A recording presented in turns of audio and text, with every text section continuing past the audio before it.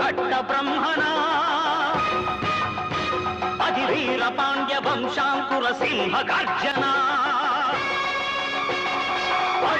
హరిభయంకరుడు కట్ట బ్రహ్మణ అది వీర పాండ్య వంశాంకుర సింహ గర్జన.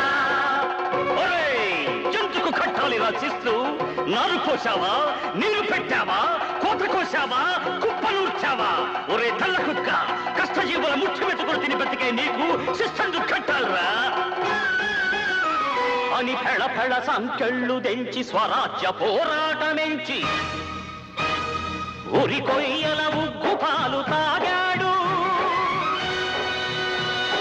కన్న భూమి ఒడిలోనే ఒరిగాడు. పుణ్య